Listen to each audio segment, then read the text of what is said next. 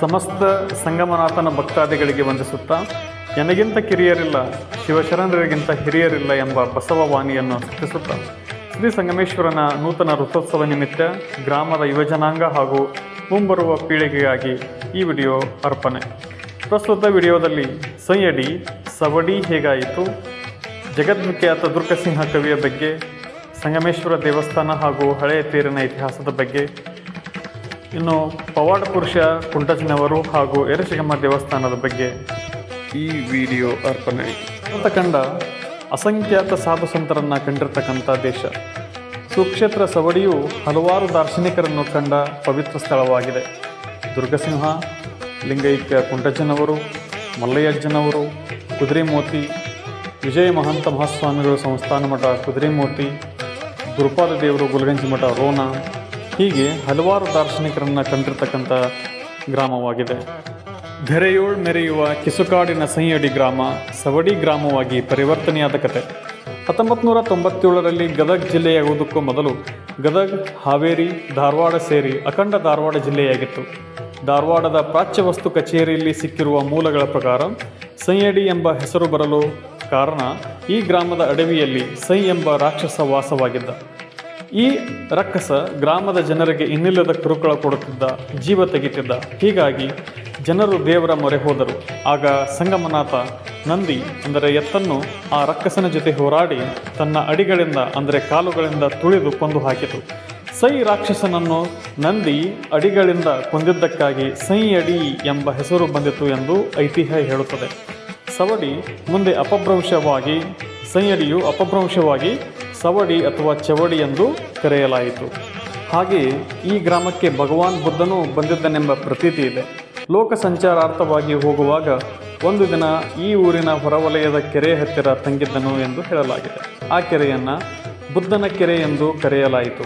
ನಂತರ ಆ ಹೆಸರು ಅಪಭ್ರಂಶಗೊಂಡು ಬೂದಿಗೆರೆಯಾಯಿತು ಎಂದು ಹೇಳಲಾಗಿದೆ.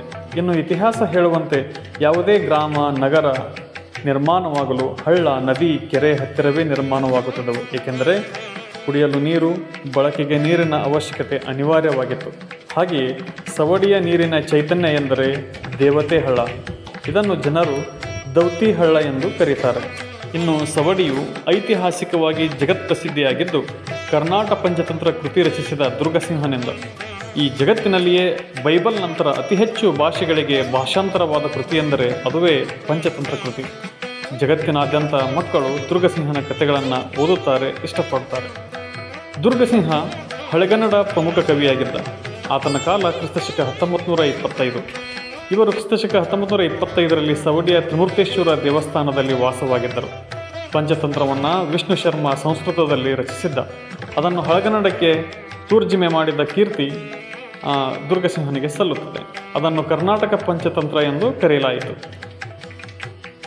ಇನ್ನು ಈ ಪಂಚತಂತ್ರ ಕೃತಿಯಲ್ಲಿ 457 ಪದ್ಯಗಳು, 730 ಶ್ಲೋಕಗಳು ಇವೆ ಎಂದು ಹೇಳ್ತಾರೆ. ಮನುಷ್ಯರು ಈ ಲೋಕದಲ್ಲಿ ಕುಶಲನಾಗಿ, ಸ್ಕಿಲ್ಫುಲಿಯಾಗಿ ಹೇಗೆ ಬದುಕಬೇಕು ಎಂದು ಪ್ರಾಣಿಗಳ ಮೂಲಕ ಕಥಾರೂಪದಲ್ಲಿ ಈ ಒಂದು ಕೃತಿ ನಮಗೆ ತಿಳಿಸಿಕೊಡ್ತದೆ. ದುರ್ಗಸಿಂಹನು ಸವಡಿ ಗ್ರಾಮದವರು ಎನ್ನುವುದು ನಮ್ಮ ಹೆಮ್ಮೆ. ಕನ್ನಡ ಸಾಹಿತ್ಯ ಸಾರಸ್ವತ ಲೋಕಕ್ಕೆ ಸವಡಿಯ ಕೊಡುಗೆ ಅಪಾರ. ಪವಾಡ ಪುರುಷ ಕುಂಟಜ್ಜನವರ ಬಗ್ಗೆ. ಕುಂಟಜ್ಜನವರ ನಿಜವಾದ ಹೆಸರು ಮರಿತಮ್ಮಪ್ಪ ಗಾಣಿಗಾರ್. ಇವರು ಬದಾಮಿ ತಾಲೂಕಿನ ಮಂಗಳೂರಿನವರು. ಸವಡಿ ಗ್ರಾಮದ ಕನ್ಯೆಯನ್ನು ವರಿಸಿದ್ದರು. ಹುಟ್ಟು ಸಾಮಾಜಿಕ ಅಸಮಾನತೆಗಳ ಹೋರಾಟಗಾರರಾಗಿದ್ದ ಇವರು ಗ್ರಾಮದಲ್ಲಿ ಕೆಲವರು ಸಹಿಸಲಿಲ್ಲ. ಹೀಗಾಗಿ ಕುಟುಂಬ ಸಮೇತರಾಗಿ ಸವಡಿಗೆ ಆಗಮಿಸಿದರು. ಈಗಿನ ಸವಡಿ ದೇವಸ್ಥಾನ ಮತ್ತು ಮೇಲಿನ ಮಠ ಶಕ್ತಿ ಕೇಂದ್ರವಾಗಿ ಅವರಿಗೆ ಕಾಣಿಸಿದವು. ಅಲ್ಲಿ ಡಬಗೊಳ್ಳಿ ಮುಳ್ಳು, ಜಾಲಿಕಂಟಿಗಳಿಂದ ತುಂಬಿ ಹೋಗಿದ್ದವು.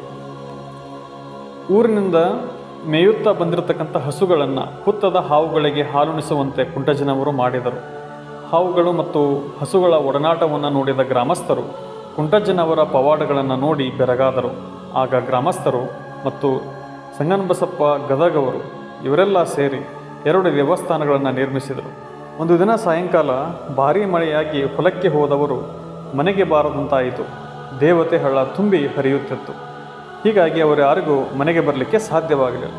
ಅದರಲ್ಲಿ ಮಹಿಳೆಯೊಬ್ಬಳು ಕೂಸನ್ನು ಮನೆಯಲ್ಲಿದೆ ಎಂದು, ಮನೆಗೆ ಹೇಗೆ ಹೋಗುವುದೆಂದು ಅಳುತ್ತಾ ಕುಳಿತಾಗ ತಕ್ಷಣದಲ್ಲಿ ಪ್ರಕಟರಾದ ಕುಂಟಜ್ಜನವರು ಹರಿಯುತ್ತಿರುವ ಹಳ್ಳವನ್ನು ತಡೆದು ಕಾಲು ದಾರಿ ಮಾಡಿಕೊಟ್ಟು ಆ ಮಹಿಳೆಗೆ ಮನೆಗೆ ಹೋಗಲು ಅನುವು ಮಾಡಿಕೊಟ್ಟರು. ಕುಂಟಜ್ಜನವರ ಅನುಯಾಯಿಗಳು ಮತ್ತು ಮಠದಲ್ಲಿರ್ತಕ್ಕಂಥ ಕೆಲವು ಭಕ್ತರು ನಮಗೆ ಬಹಳಷ್ಟು ವರ್ಷಗಳಿಂದ ಹಂಪೆಯನ್ನು ತೋರಿಸದವಾಗಿ ವಾಗ್ದಾನ ಮಾಡಿದ್ದೀರಿ, ಆದರೆ ನೀವು ನಮ್ಮನ್ನು ಕರೆದುಕೊಂಡು ಹೋಗುತ್ತಿಲ್ಲವೆಂದು ಬೇಸರ ಮಾಡಿಕೊಂಡರು.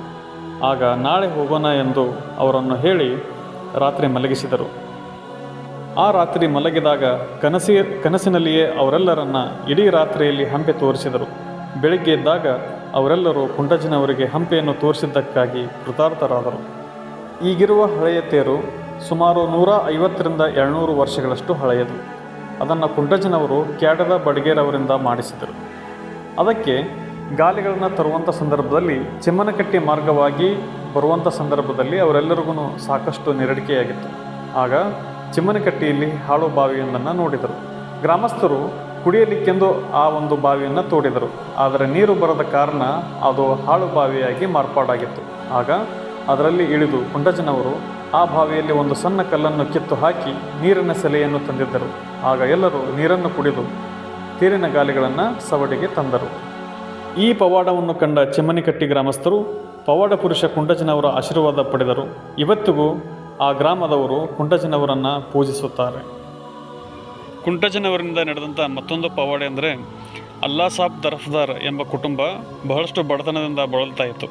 ಆ ಸಂದರ್ಭದಲ್ಲಿ ಕುಂಟಜ್ಜನವರು ಆ ಮನೆಗೆ ಸೊಸೆಯಾಗಿ ಬರ್ತಕ್ಕಂಥ ಮಹಿಳೆಗೆ ಕಣ್ಣು ಮೇಲೆ ಬೆರಳಾಡಿಸುವುದರ ಮೂಲಕ, ಕಣ್ಣಲ್ಲಿರುವ ಹರಳುಗಳನ್ನು ತೆಗೆಯುವುದರ ಮೂಲಕ ಅವರ ಬಡತನ ದೂರವಾಯಿತು.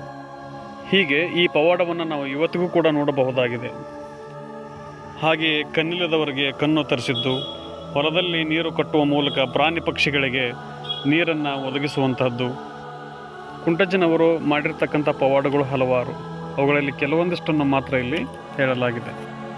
ಹಾಗೆಯೇ ಊರಿನ ದಕ್ಷಿಣ ಭಾಗದಲ್ಲಿ ಪೌಡ್ಶೆಟ್ಟಿಯವರ ಹೊಲದಲ್ಲಿ ಎರಶಿಗಮ್ಮನನ್ನು ಪ್ರತಿಷ್ಠಾಪಿಸಿ ಪೂಜಿಸುವಂಥದ್ದು, ಆ ಮೂಲಕ ಎರಶಿಗಮ್ಮನ ಕಾರ್ತಿಕೋತ್ಸವ ಸವಡಿಯಲ್ಲಿ ಜರುಗುತ್ತಾ ಇದೆ.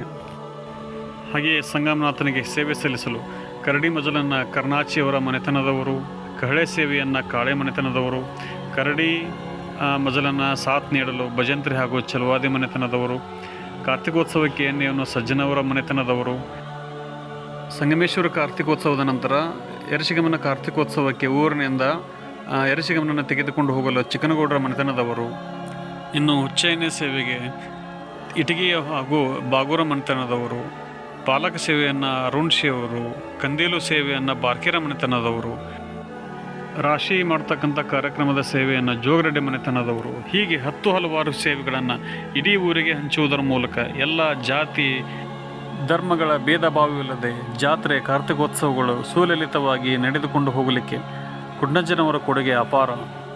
ಹಾಗೆಯೇ 1962ರಲ್ಲಿ ಗ್ರಾಮದಲ್ಲಿ ಪ್ರೌಢಶಾಲೆ ಇರದಂಥ ಸಂದರ್ಭದಲ್ಲಿ ಊರಿನ ಗ್ರಾಮದ ಗುರು ಹಿರಿಯರೆಲ್ಲರೂ ಕೂಡಿಕೊಂಡು ಶ್ರೀ ಸಂಗಮೇಶ್ವರನ ದೇವಸ್ಥಾನದಲ್ಲಿ ಪ್ರೌಢಶಾಲೆಯನ್ನು ಕಟ್ಟಿದರು.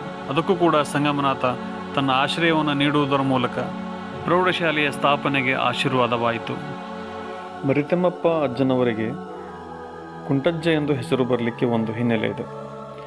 ಇವರ ಪವಾಡಗಳಿಗೆ ಭಕ್ತಿಗೆ ಮೆಚ್ಚಿದ್ದ ಶಿವನು ಮಠಕ್ಕೆ ಸ್ವಾಮಿಗಳಾಗಿ ಎಂದು ಕೇಳಿಕೊಳ್ಳುತ್ತಾನೆ.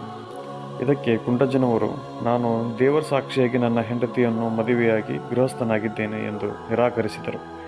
ಒಂದು ವೇಳೆ ಈ ಮಠಕ್ಕೆ ಸನ್ಯಾಸಿಯಾಗಲು ಒಪ್ಪದಿದ್ದರೆ ಕಾಲಲ್ಲಿ ಹುಳು ಬೀಳುವುದಾಗಿ ಹೇಳುತ್ತಾನೆ. ಪರವಾಗಿಲ್ಲ, ಆದರೆ ನಾನು ನನ್ನ ಹೆಂಡತಿ ಮತ್ತು ಮಕ್ಕಳನ್ನು ಅನಾಥ ಮಾಡಲಾರೆ ಎಂದಾಗ ಅವರ ಕಾಲುಗಳಲ್ಲಿ ಹುಳ ಬೀಳುತ್ತವೆ. ಆಗ ಅವನು ತೆಗೆದುಹಾಕುವ ಬದಲು ಕಾಲಲ್ಲಿರುವ ಹುಳುಗಳಿಗೆ ಸಕ್ಕರೆ ಹಾಕಿ ಕಟ್ಟಿಕೊಳ್ಳುತ್ತಾರೆ. ಹೀಗಾಗಿ ಅಜ್ಜನವರು ಕುಂಟಲು ಶುರು ಮಾಡಿದ್ದರು. ನಂತರ ಅವರನ್ನು ಕುಂಟಜ್ಜ ಎಂದು ಕರೆಯಲಾಯಿತು. ಈಗಿರುವ ಹಳೆಯ ತೇರನ್ನು ಕುಂಟಜ್ಜನವರು ಕ್ಯಾಡದ ಬಡಿಗೇರಿಯವರಿಂದ ತಯಾರು ಮಾಡಿಸಿದರು. ಅತ್ಯಂತ ಸುಂದರವಾಗಿರುವ ಅದರ ಕಲಾಕೃತಿ ನಮ್ಮ ಜಿಲ್ಲೆಯಲ್ಲಿಯೇ ವಿಶಿಷ್ಟ ತೇರಾಗಿತ್ತು. ತೇರು ಬಹಳಷ್ಟು ಹಳೆಯದಾಗಿ ಪದೇ ಪದೇ ದುರಸ್ತಿಗೊಂಡು 2022ರಲ್ಲಿ ಸವಡಿ ಸಂಗಮೇಶ್ವರ ದೇವಸ್ಥಾನದ ಕಮಿಟಿಯವರು ಮತ್ತು ಊರಿನ ಗುರು ಹಿರಿಯರು ಹೊಸ ತೇರನ್ನು ತಯಾರಿಸುವ ಬಗ್ಗೆ ತೀರ್ಮಾನಿಸಿದರು. ಜಾತಿ ಧರ್ಮ ಭೇದ ಭಾವವನ್ನು ಹೊರತುಪಡಿಸಿ ಪ್ರತಿ ಮನೆಯವರು ಸಂಗಮನಾಥನ ಭಕ್ತಾದಿಗಳೆಲ್ಲರೂ ತನು ಮನ ಧನದಿಂದ ಸಹಾಯವನ್ನು ಮಾಡಿ ತಮ್ಮದೇ ಆದಂಥ ದೇಣಿಗೆಯನ್ನು ನೀಡಿ ಮೊದಲನೇ ತರಹದೇ ಆದ ತೇಟ್ ಮಾದರಿಯ ತೇರನ್ನು ಶ್ರೀಯುತ ಅರುಣ್ ಬಡಿಗೇರವರು ತಯಾರಿಸಿಕೊಟ್ಟಿದ್ದಾರೆ. ಅವರಿಗೆ ಸವಡಿ ಕಡೆಯಿಂದ ಅನಂತ ಧನ್ಯವಾದಗಳು. ಈ ನೂತನ ತೇರಿನ ಲೋಕಾರ್ಪಣೆಯನ್ನು ಮನಕವಾಡದ ಅಭಿನಯ ಮೃತ್ಯುಂಜಯ ಸ್ವಾಮಿಗಳು ಆಧ್ಯಾತ್ಮಿಕ ಪ್ರವಚನ ನೀಡುವುದರ ಮೂಲಕ ಹೊಸ ತೇರಿನ ಉದ್ಘಾಟನೆ ಸದಾಕಾಲ ಅಚ್ಚಳಿಯದಂತೆ ಉಳಿಯಲು ಸಾಕ್ಷಿಯಾದರು. 2025ರ ಜಾತ್ರೆ ಅದ್ಭುತ ಮತ್ತು ವಿಶೇಷ. ಇಡೀ ಊರು ನವ ವಧುವಿನಂತೆ ಕಂಗೊಳಿಸುತ್ತಿದೆ. ಹಿಂದೆಂದೂ ಕಾಣದ ಮುಂದೆಂದೂ ಕಾಣದ ಜಾತ್ರೆಯಾಗಿ ಸದಾ ಸವಡಿ ನಾಗರಿಕರ ಮನಸ್ಸಿನಲ್ಲಿ ಅಚ್ಚಳಿಯದಂತೆ ಉಳಿಯಲಿದೆ.